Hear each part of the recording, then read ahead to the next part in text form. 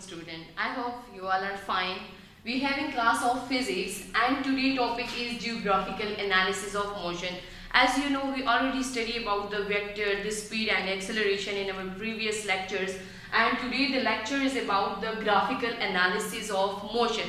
Okay, how we show the motion in a graphical ways. So what is the graphical analysis of motion? What is a graph? Graph is an effective way for showing the relationship between physical quantity. Graph is used for what purpose? Graph is used for the purpose to show the relationship between physical quantity, how they are react, how they are move from one place to another place, what is their initial position, what is their final position, and how they make a graph and slopes.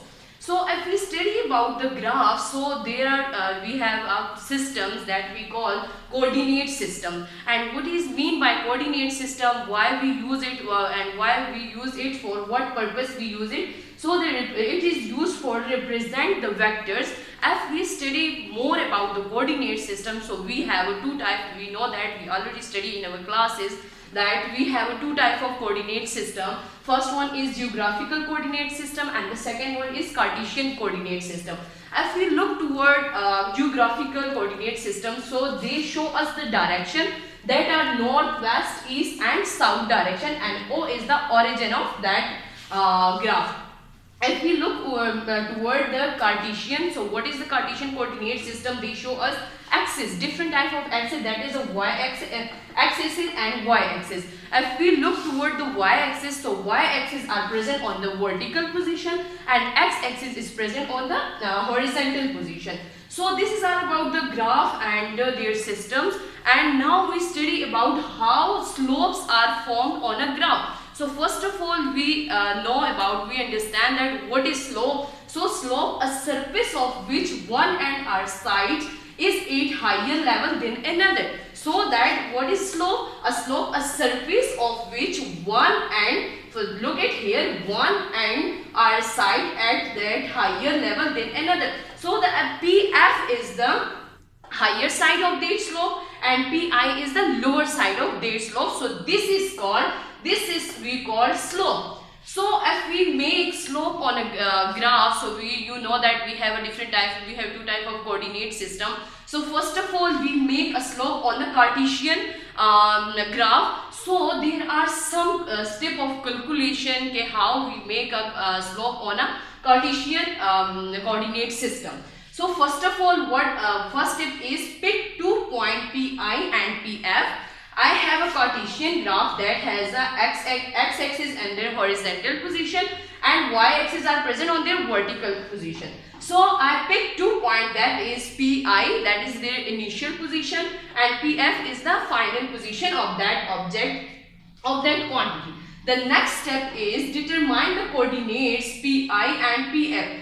On x-axis we write that PI, that is what PI is equal to what PI. On x-axis we put xi, that is the initial position of that object, and on y-axis we put vi. And same is the case with PF. On y-axis we put yf and on x-axis we put xf, that is the final position of that object.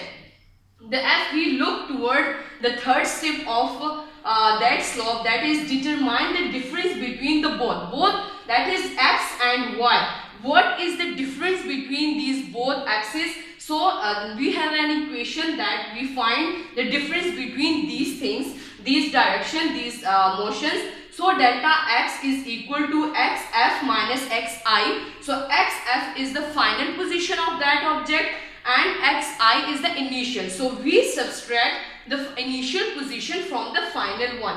So same is the case with delta y, that is delta y is equal to yf, that is the initial final position, minus yi, that yi is the initial position of that quantity.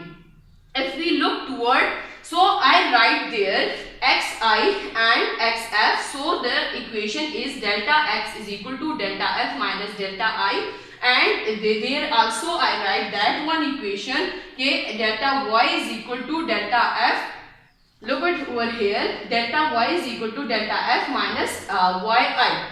So the next step is dividing the difference in y coordinates by the difference in the x coordinates. So we have an equation, slope is equal to that one is called, that line is called, we have a one point and another point, and they make a direction, they make a line, so this is called a slope. So slope is equal to what? Delta y and delta x.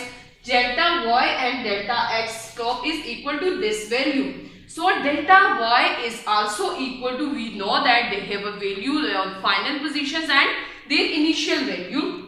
So delta y is equal to f yf, that is the final position, minus yi, that is the initial position, and delta x is also equal to what? xf and minus xi, that is, so it is all about the slope, and O is the origin of that slope, and this is the starting point, how the quantity, from where the quantity will start their motion.